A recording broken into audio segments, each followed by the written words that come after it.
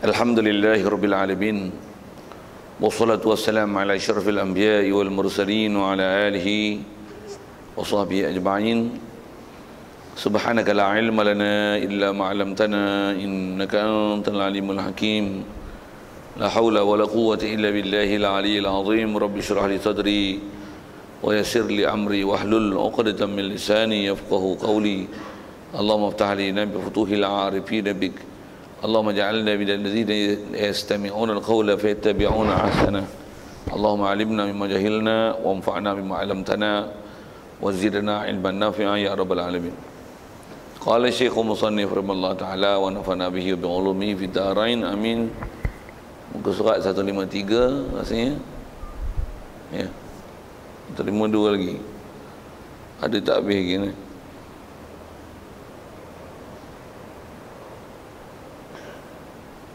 Nikahir raqiq. Kata Musannif rahimahullah ta'ala, faslun fi nikahir raqiqi, ini satu fasal pada menyatakan nikah sahaya. Hadirin sekalian, pertama sekali marilah kita rasakan syukur, terima kasih kepada Allah Ta'ala. Syukur kita nikmat hidup masih Allah Ta'ala beri. Syukur kita dapat Islam. Mak ayah kita Islam, maka Islamlah kita.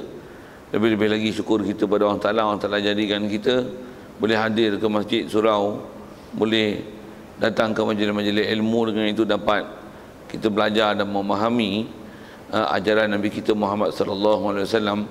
Yang dengan itu dapat kita membenarkan dan mengiyakan semua perkara yang dibawanya. Tidak ada satu perkara pun yang kita bangkang. Yang kita membenarkan dengan hati apa saja yang dibawanya itulah dikatakan iman. Jadi syukur kita banyak-banyak Allah Ta'ala jadikan kita hidup dalam keadaan Islam dan iman, yang tak ramai orang dapat nikmat ini. Lebih-lebih lagi syukur Allah Ta'ala jadikan kita boleh lembut hati, taat patuh perintah dia, tinggalkan larangan dia. Dan syukur banyak-banyak dia berikan kita kekuatan, keupayaan untuk boleh hadir solat subuh pagi ini. Dan insya-Allah dengan segala limpahan kurnia tersebut itu kita meneruskan bacaan kitab daripada kitab Matlab Badrain insya-Allah. Kita dalam masjid ini main iktikaf sesama. Saya jaga iktikaf dalam masjid ini kerana Allah Ta'ala. Kata Musannif, faslun fi nikahir raqiqi, ini satu fasal pada menyatakan nikah sahaya. Baik. Hadirin sekalian, insya-Allah apa yang kita nak sambung ni nak masuk satu lagi pasal tentang masalah pernikahan hamba. Walaupun ada sambil-sambil yang kita bicara bab-bab yang lepas dalam masalah i'faf, begitu juga masalah yang berkaitan dengannya, itu ada beberapa perkara yang berkaitan dengan bab hamba yang telah kita sebut. Tapi yang ni khusus nak bicara dalam bab itu insya-Allah. Pertama, kata Musannif rahimahullah, tiada wajib doman oleh penghulu dengan sebab izinnya pada berkahwin sahayanya itu akan mahar dan belanja, dan adalah keduanya diambil daripada usahanya, kemudian daripada wajib memberi akan keduanya. Maka jika diizinkan sahaya itu berniaga, diambil akan keduanya daripada harta perniagaan, iaitu labanya dan kepala hartanya, kerana keduanya melazimkan dia dengan akad yang diizinkan padanya. Maka adalah keduanya seperti hutang perniagaan. Dan jika tiada mempunyai usaha dan tiada diizinkan dia pada berniaga, maka sabitlah keduanya itu pada zimahnya, ditututi dengan keduanya, kemudian daripada merdekanya. Sekali baca lalu tengok agak-agak faham tak? Sikitlah saja tanya-tanya soalan itu. Bukan saya tak faham keadaan tuan-tuan, tapi saja soalan tu. Baik, pertama dia kata tiada wajib doman oleh penghulu dengan sebab izinnya pada berkahwin sahayanya itu. Dia tak kena doman apa? Tak kena doman akan mahar dan belanja. Dan adalah kedua-duanya, mahar dan belanja hamba, bila dia kahwin diambil daripada usahanya, kemudian daripada wajib memberi akan keduanya. Okey. Jadi akhirnya kalau tengok tajuk tu, dia kata faslun, ini satu pasal pada menyatakan nikah sahaya. Kaedah bahasa kitab ni disebut dengan bahasa raqiq. Raqiq tu adalah hamba lelaki ya. Kalau hamba perempuan disebut amah, amatun. Ada ayat Quran bunyi wala amatum mu'minatun khairum mim musyrikatin walau a'jabatkum.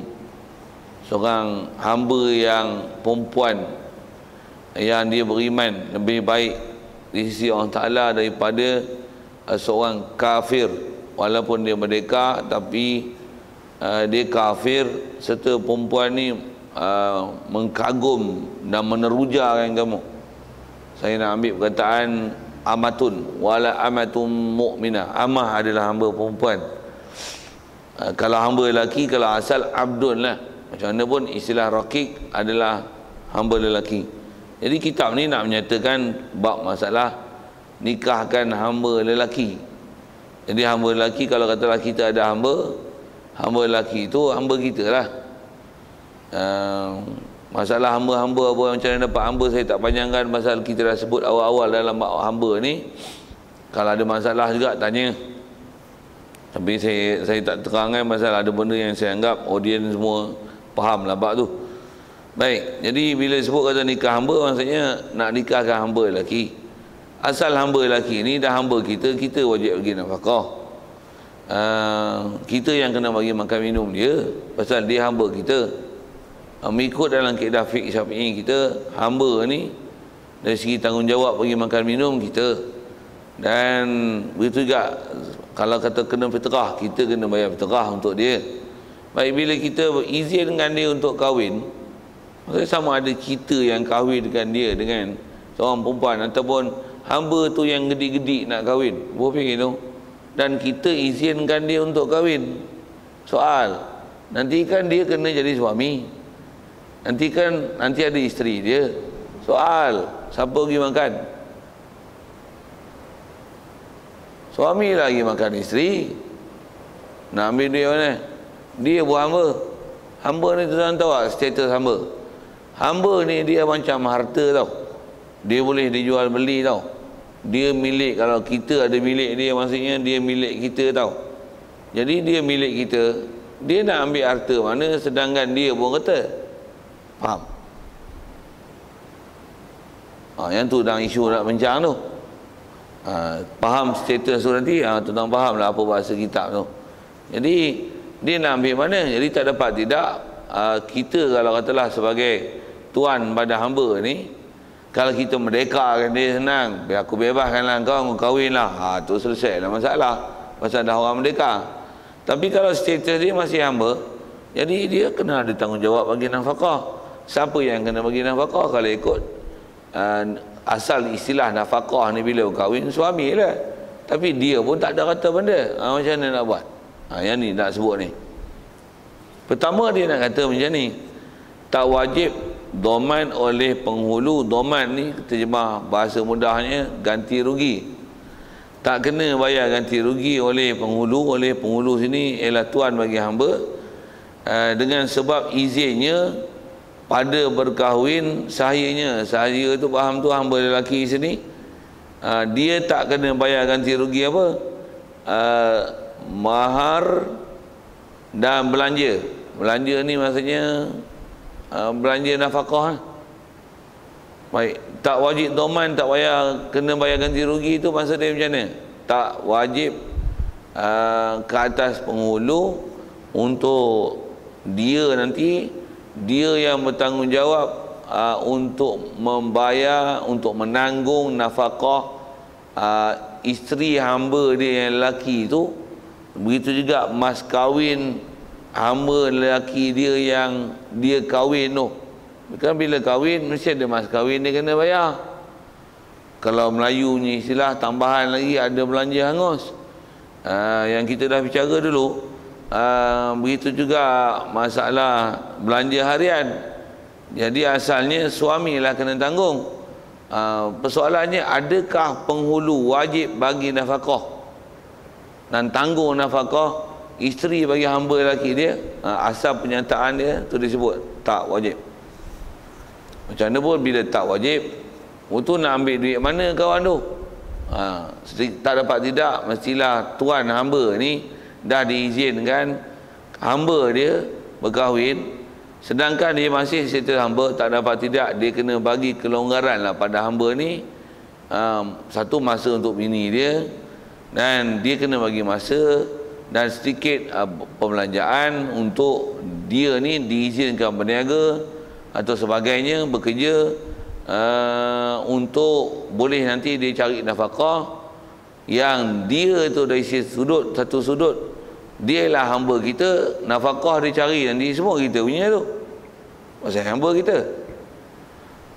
Dalam masa yang sama, nafkah tu nanti juga yang apa yang dia perolehi untuk diberi pada isteri dia. Nak faham tu. Pasal tengok sekali lagi sebut sebelum nak tengok ke isteri dia tentang izin doman apa sebagainya.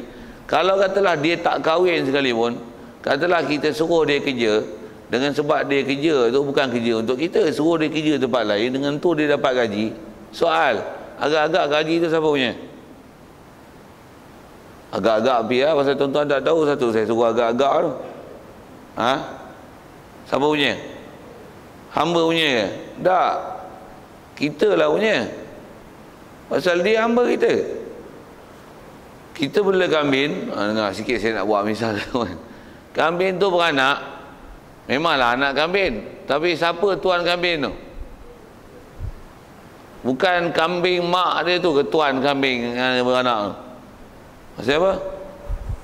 Pasal kita milik dia. Macam tu lah sikit. Kenapa saya misalkan ke kambing? Pasal kaedah fiqh, hamba ni dia menepati harta. Dia lah menepati status harta. Baik. Dengan apa kita bicara ni ialah tak dapat tidak, penghulu ni, tuan ni dia kena izin. Macam mana kalau izin asalnya hamba tu, kalau dapat gaji dan sebagainya, siapa punya? Kita punya. Kita punya. Bahkan nak kita ni kadang-kadang yang kata hamba, anak kita dapat sesuatu pun kita balas. Betul tak? Tuan jawab. Balas tu tak faham apa balas. Bunyi kalau hulu ni balas kot tuan tak faham. Balas tu ambil lah. Anak kita dapat duit raya, bapak duit tak cukup, dia balas duit anak ni. Faham saya sebut balas kan? Siapa punya duit tu sepatutnya? Anak adalah duit anak. Pasal anak bukan hamba kan? Dia ada harta terasin. Kalau kita mati, dia ada pesaka yang dia boleh ambil pada kita. Kalau dia mati, kita ada pesaka, kita boleh ambil pada dia. Apa maksudnya? Dia ada harta sendiri yang dia punya kepunyaannya. Apatah lagi kalau orang beri atas dia, atas nama dia, kita sebagai pemegang amanah untuk pegang hak dia. Tapi kalau hamba tu kita punya. Kalau dia kerja, kita punya pendapatan dia tu. Okey. Jadi asal nak sebut ialah tak dapat tidak penghulu. Kalau nisbah penghulu tu kita sebagai tuan hamba, kita bagi dia kahwin, dah kita pun bagi dia kahwin. Kita nak saraan isteri dia yang sepatutnya dia kena tanggung. Itu adalah sebaik-baik keadaan lah. Macam mana pun atas kita bicara hukum, adakah wajib kita sara itu? Tidak. Jadi pernyataan yang dia sebut ialah tak wajib penghulu yang bagi izin untuk hamba lelaki dia kahwin, untuk dia tanggung bayar mahar dan belanja ni, belanja sama ada belanja hangus atau belanja harian makan minum dia. Baik, kalau itu nak ambil mana? Adalah keduanya, mas kahwin juga belanja dia, belanja hangus, belanja harian dia ambil daripada usahanya, usaha hamba, kemudian daripada wajib memberi akan keduanya. Selepas daripada hamba ni dia wajib beri mahar, dengan mana dia terima akad nikah, wajib beri belanja ialah dengan dia pakai isteri dia, wajib nafkah dan wajib belanja hangus. Maka jika diizin sahaja itu berniaga, jadi kalau kita izinkan hamba kita berniaga, diambil akan keduanya mas kahwin dengan belanja tadi daripada harta perniagaan. Jadi kalau kita izin dia berniaga, nanti dia berniaga, berniaga tu sama ada dia beli hutang, lepas tu dia berniaga, nanti ada untung, dapat untung, minta sikit-sikit kat dia. Jadi macam mana pun nak kata macam mana ni, kita minta sikit-sikit pun di atas dasar kita izinkan dia dan kita beri hak kepunyaan tu ke dia sebagai satu galakan kepada dia untuk dia bekerja dan tanggung bini dia. Kalau ikut bila dicari dapat harta, saya dah sebut tadi, siapa punya kata tu? Kita punya. Jadi salah satu kaedah untuk supaya kita tak tanggung tu, bagi dia kerja, dia dapat pendapatan, dia sara isteri dia, untuk yang mas kahwin apa dia kena tanggung tu macam mana? Kalau kita dah tolong bayar itu, boleh minta balik lah, bak balik mas kahwin tu. Macam mana pun, kalau kita tak minta pun, memang semua tu adalah hak kita lagi. Dia tu pun hak kita lagi. Baik. Jadi ambil ini daripada mana? Daripada sama ada laba dia, maksudnya daripada untung yang diperolehi, ataupun daripada kepala harta ni, daripada modal harta dia. Tengok modal lah, sama ada yang mungkin barangkalinya modal tu kalau dia tak diberi modal daripada dia berhutang, lepas tu dia muamalat dapat untung, untung dengan tu pula dia rolling balik, beli balik, nanti ada benda yang istilahnya modal untuk dia rolling balik untuk dapat perniagaan ni, asalnya tak daripada tak ada apa-apa. Boleh ambil daripada hak tu untuk dibayar sikit-sikit kepada hamba, kepada tuan dia untuk bayar tu. Baik, selesai itu. Pasal apa? Kerana keduanya melazimkan dia dengan akad yang diizinkan padanya. Jadi kena bayar juga. Pasal apa? Pasal memang tanggungjawab bayar mas kahwin ni tertanggung atas siapa yang berstatus suami.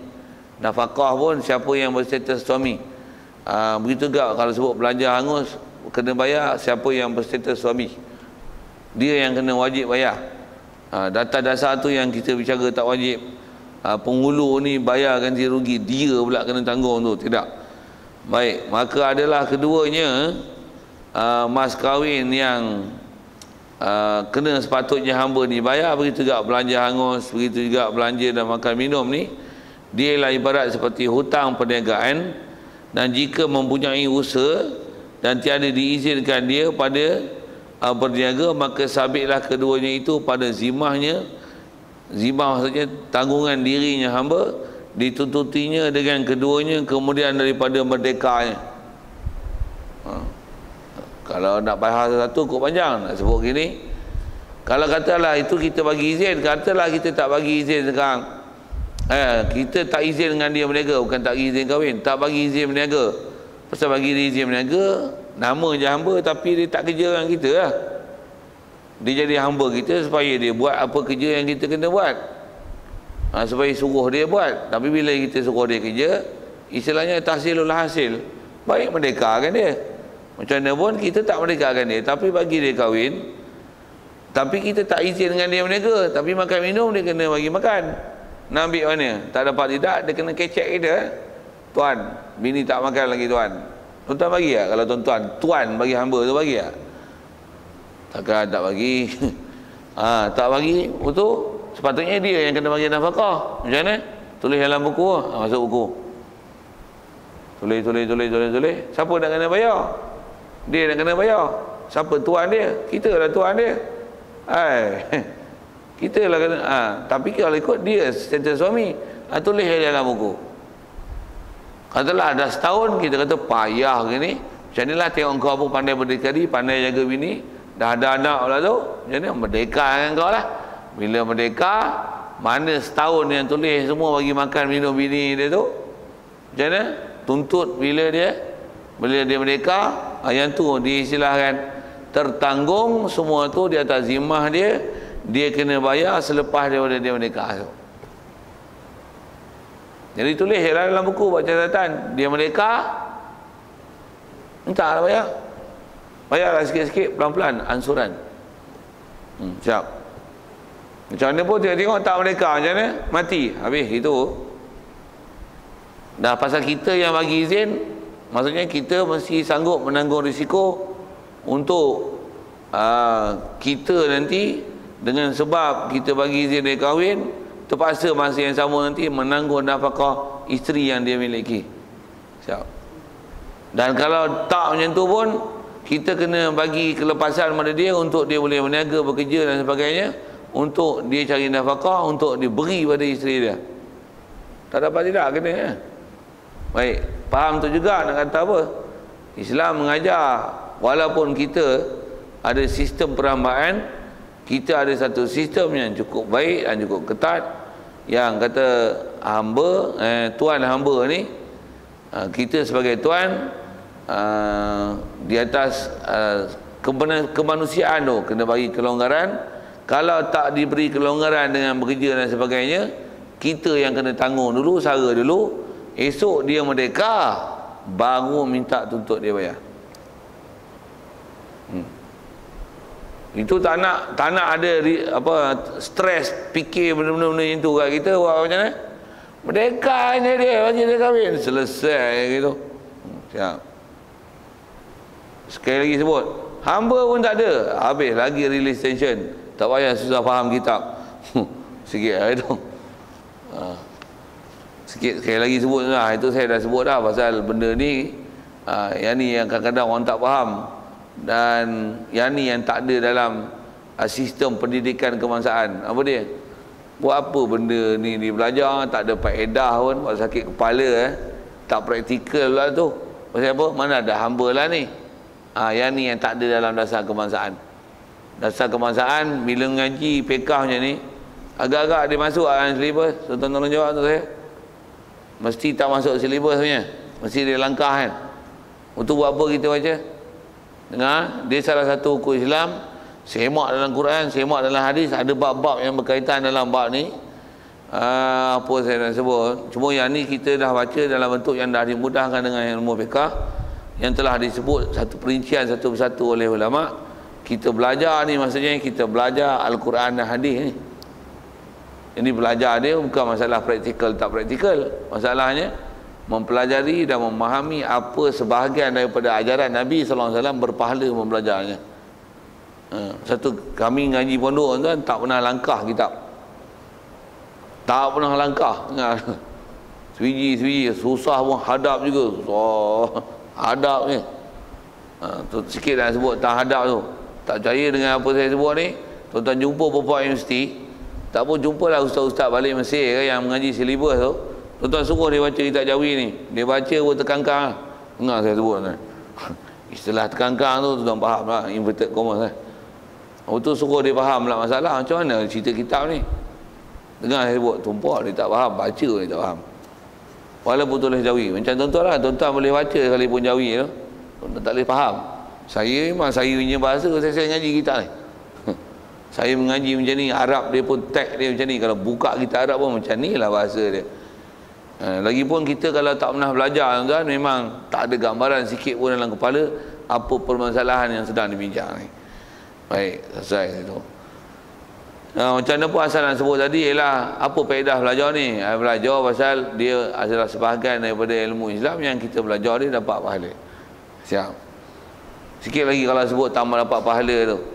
Macam ni lah, kita belajar bab haji tapi tak pergi haji lagi, dapat pahala tak tuan-tuan belajar? Tu tak pergi haji lagi, duit pun ada 2 kupang. Simpan 3,000, ambil 5,000. Boleh tu maksudnya. Jadi kalau ada cek dah di overdraft lah, apa saya sebut ni, Allahumma salli ala sayyidina. Habis duit dah nak pergi haji apa, duit 2 kupang. Tinggal duit faedah simpan dalam bank, tinggal duit tu lain semua simpan pokok, keluar dengan buah-buah apa semua ambil. Nak pergi haji bila? Tapi ngaji pak haji, apa faedah belajar pak haji? Jawab, belajar ada apa pahala, tak fardu ain, fardu kifayah. Jangan tuan-tuan kata fardu tak payah sudah. Pasal ilmu tak ada fardu tak payah, tak ada. Tak fardu ain, fardu kifayah. Walaupun kita kata tak praktikal lah, bukan masalah tak praktikal, sekali lagi sebut itu. Baik, itu nak motivasi itu. Dan wajib atas penghulu mensunyikan dia, hamba lelaki dia ni pada malam supaya mengambil kesukaan dengan isterinya. Memang kalau kita masih bagi dia hamba dan kita tak bagi dia tidur dengan bini dia, apa faedah tuan bagi dia kahwin? Mesti tak dapat tidak, bagilah. Tuan-tuan kena ada buat pengorbanan, sacrifice untuk bagi masa untuk dia pergi dengan bini dia. Siang tuan, malam tuan, bagilah. Kau tak kata kau kahwin tapi bini kau duduk sana, kau duduk sini. Macam tuan-tuan kena nikah gantung lah, menikah Tak boleh duduk sekali. Tahsilul hasil, penat je kahwin. Setahun esok lepas kenduri baru boleh duduk sekali. Penin kan? Sikit pun gitu. Baik. Dan dikhadamkan dia pada siang hari. Jadi siang hari khadamkan dia. Waktu dia cik makan macam mana? Kita lah kena cara makan, dah kita buat dia khadam. Jika ia menanggung akan mahar dan belanja. Baik. Jadi kalau kita yang tanggung belanja, makan, minum apa, jadi siang hari kita suruh suami dia tu, jadi hamba kita tu buat khadam, buat kerja kita lah. Pasal kita tak izin dengan dia kerja. Tu mas kahwin, makan, minum macam mana, kita lah tanggung. Nak suruh dia tanggung, nak ambil dia mana? Dicuri duit kita esok boleh? Boleh lah. Dan jika tiada, maka naklah dilepas. Baik, kalau kita tak tanggung mas kahwin dia, belanja dia, nafkah dia, hendaklah dilepaskan dia, berusaha bagi keduanya. Tak ada lah, lepaslah dia. Dan jika tiada, dikhadamkan dia pada siang hari dengan tiada menanggung akan yang tersebut, atau dihabaskan dia, masuk habas ni bahasa Arab, ditahan, dengan tiada dikhadamkan dia, wajib diberikan dia apa yang terlebih kurang daripada ujrah misil masa dikhadamkan ataupun dihabaskan dia, ditahankan dia hamba lelaki tadi, dan tiap-tiap daripada mahar dan belanja, dan daripada tiap-tiap mahar dan belanja yang sepatutnya diberi. Jadi asal dia sebut ialah kalau hamba tu kita tak bagi kerja, kita suruh khadam, kita kena tanggung. Kalau ada macam ni, kita tak suruh buat kerja khadam, tapi kita kurung dia pula. Pasal apa kurung yang tanya saya lah, tapi nak sebut atas isu itu. Pasal kita belajar masalah hukum. Kalau isu dikurung dia macam mana? Sepatutnya dia boleh kerja, tapi kita kurung dia. Tak tahulah apa sakit hati dikurungnya kawan tu. Betul macam mana? Sepatutnya dia boleh buat kerja. Kita kurung tu, kita kena bayar ujrah misil. Maksudnya kena bayar satu upah kerja yang sepatutnya kita kena bayar kalau dia boleh kerja, tapi kita tak bagi dia kerja, kita kurung. Nafkah kita tak tanggung. Ni apa punya tuan ni bodoh apa tu ni? Ada isu hukum. Kalau kata sabit kes tu dalam mahkamah, sabit kes, sabit kesalahan tuan dia tak bagi lepas hamba dia, jadi dia kurung pula. Mahkamah kena jatuhkan hukum pada tuan dia supaya bayar ganti rugi upah yang seumpama, kena bagi buah bahasa upah atau gaji seumpama sepatutnya diberi kepada hamba ni. Kalau andai kata dilepaskan kerja, tuan kena bagi kat hamba tu. Sistem Islam kan. Jadi tak ajar menzalimi orang sampai macam ni. Walaupun hamba kita, dia manusia, ada tanggungjawab yang dia kena tunai pasal kita dah bagi izin kahwin, tapi hampir bodoh, hampir kurung dia buat apa? Masuk mahkamah, tuan yang kena. Tuan yang kena. Sikit kali saya sebut isu tu tuan, pernah kalau kita belajar bab hadis, kadang-kadang undang-undang ada macam ni. Bukan hadis, kisah Khulafaur Rasyidin. Pada zaman Sayyidina Umar antaranya, ada antara ayat dia ni, hamba tu telah mencuri makanan daripada tuan dia. Bila curi-curi, tuan dia hangat hati, bawa masuk mahkamah, bicara kes, nak suruh hamba tu dipotong tangan pasal curi makan minum dia. Masuk dalam mahkamah, hakim zaman tu saya tak ingat nama dia, antara perbicaraan yang berlaku, dia tanya kat hamba tu, pasal apa curi? Agak tuan-tuan dia jawab apa? Saya tolong jawab lah, saya nak guna bahasa ini. Tak cukup makan Syekh. Ya Arif tuan hakim, tak cukup makan, bawa kerja teruk-teruk, makan secupak. Secupak apa? Makan secawan tuan-tuan, nasi lemak. Buat kerja angkat guni, kat 30 guni sepagi, angkat sana usung sana, mana ada kederat, bagilah makan yang munasabah. Tak cukup, aku kebas duit dia, aku nak makan cukup. Hakim kata apa? Kalau nak suruh potong tangan hamba ni, tak kena potong tangan hamba, potong tangan kau dulu. Pasal kau curi kederat dia, tapi kau tak bagi makan dia cukup, sedangkan dia ialah hamba kau. Macam lembu kau suruh buat kerja teruk-teruk, tapi kau bagi makan, ni secawan je rumput, tapi buat kerja angkut ni bajak sawah apa-apa, makanan tak bagi. Apa ni? Nak jalan jauh-jauh sampai naik kereta, kena pakai petrol, isi petrol RM1 nak pergi Kuala Lumpur. Apa ni? Bagi ada otak lah sikit. Kereta mampu tengah jalannya, cuma kereta mati kan, tapi kalau makhluk bernyawa tersiksa dia, boleh faham? Sikit dengan bahasa-bahasa macam tu lah kan. Saja asal nak sebut tu. Untuk kes tu macam mana? Kes tu buang kes, tak jadi kes. Betul macam mana? Pemilik hamba tu yang dicas, kata macam mana? Kau bagi makan dia cukup, jangan sampai dia curi harta kau untuk cari makan. Sepatutnya kau yang kena bagi nafkah. Macam tu. Yang ni pun sepatutnya dah bagi